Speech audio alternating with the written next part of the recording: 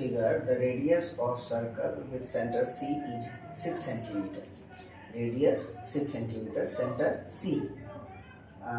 Line AB is tangent at A, मतलब A point पर जो कि लाई कर रहा है सर्कल पर, वो टेंजेंट है। ए बी लाइन जो है वो टेंजेंट है। तो पूछ रहा है first question, what is the measure of angle C A B and Y.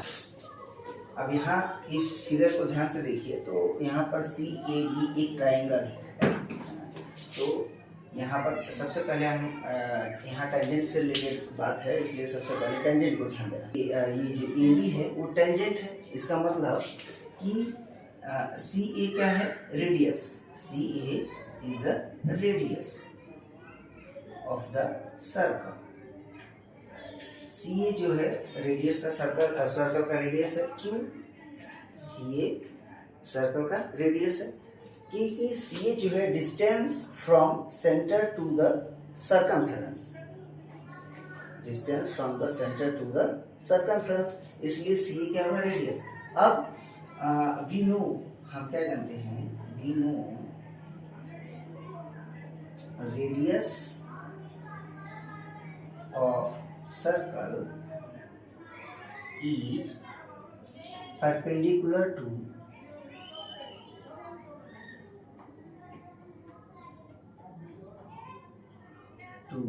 It's tangent. अब इसको हम सिंबॉलिकली या फिर कह सकते हैं मैथमेटिकली कैसे रिप्रेजेंट करेंगे। सी ए परपेंडिकुलर, सिंबल ऐसे लिखेंगे on A B. It means या फिर हम कहेंगे यहाँ पर इसलिए angle C A B is equals to 90 degree. यहाँ पर tangent theorem,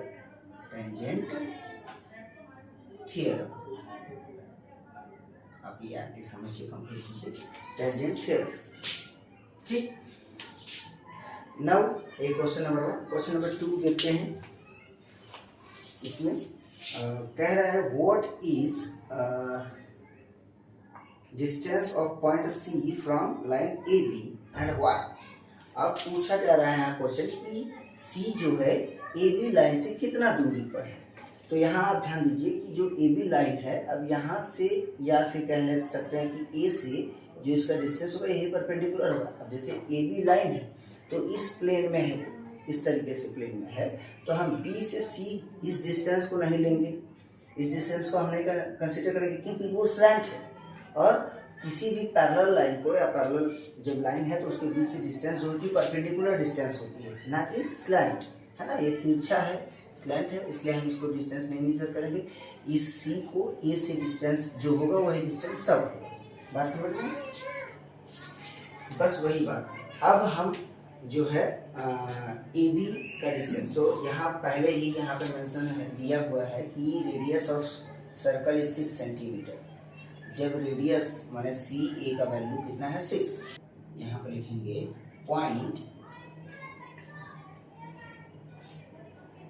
C is distance of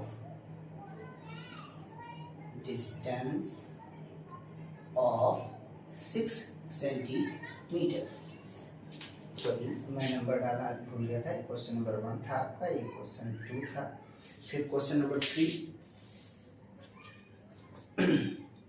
कि गिवन है distance A B is equals to 6 centimetre, then find the distance B C. अब यहाँ distance A B is equals to 6 centimetre, then find distance B C, B and C.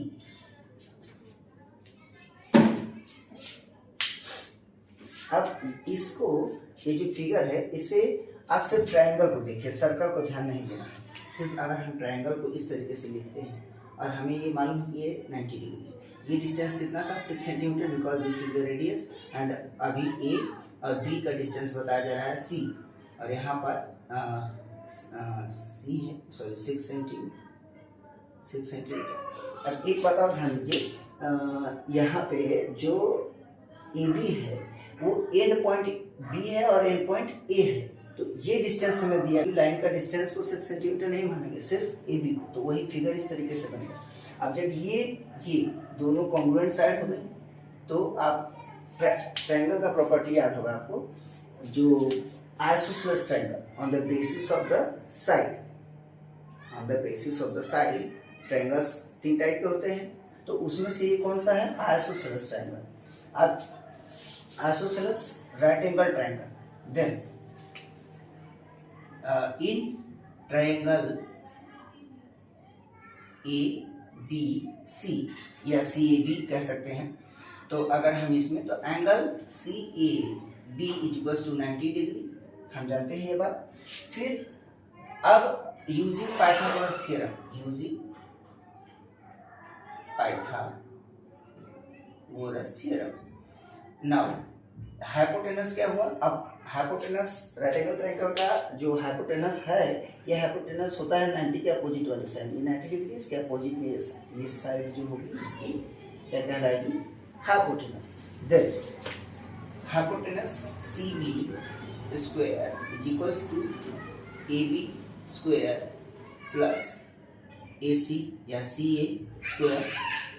Then C B का value हमें नहीं मालूम है, इसको as it is लिखेंगे, सी B square और यहाँ 6 square plus 6 square, it will B 36, 6 6 जा 36 और यहाँ 6 6 जा 36।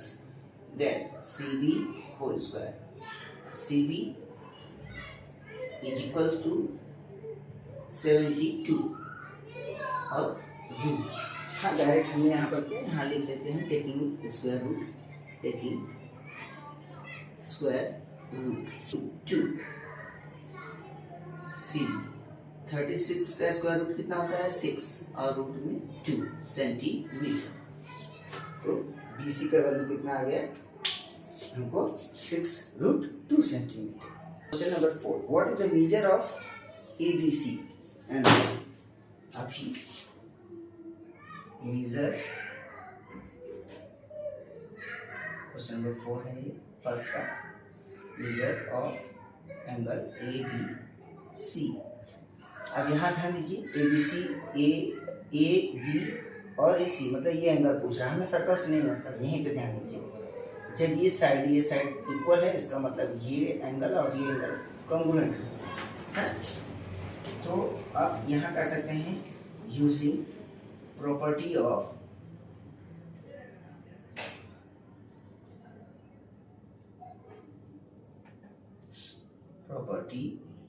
आइसोसेलेस ट्रायंगल, सॉरी तबीयत नहीं ठीक है इसलिए ऐसी प्रॉब्लम हो रही है, आइसोसेलेस ट्रायंगल। तो यहाँ पर हम लिखेंगे in triangle A B C, side या segment A C congruent to the segment AB is equal to कितना 6 सेंटीमीटर, कॉन्ग्रुएंट है। अब हेंस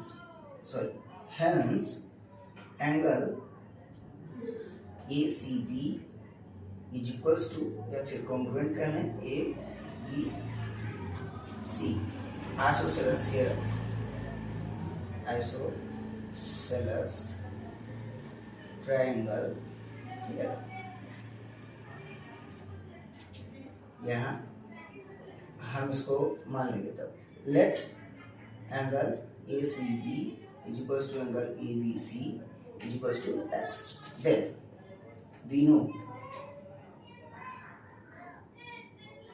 sum of interior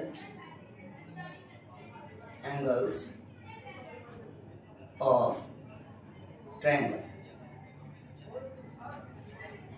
क्या जानते हैं इसमें हम कि angle ACB plus angle ABC plus angle CAB is equals to 180 degree.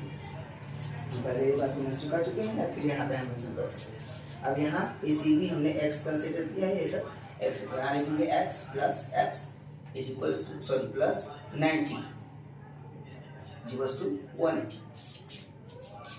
यहाँ पर हम 90 डिग्री सी ए बी का वैल्यू लिख चुके हैं। Then it will be x plus x 2x, और 90 वहाँ रिप्लेस करेंगे तो ये माइनस में होगा क्योंकि यहाँ प्लस है, इसलिए 2x is equals to 90, then x is equals to 45 degree. Sorry ये भी अब देख लो, यहाँ x is equals to 90 upon 2 होगा क्योंकि यहाँ 2 मल्टीप्लाई x है, इसका मतलब यहाँ का डिवाइड हो जाएगा, तो x is equals to 45 degree. x का वैल्यू 45, मतलब ए सी बी हो या ए बी सी, दोनों का वैल्यू कितना हो जाएगा 45।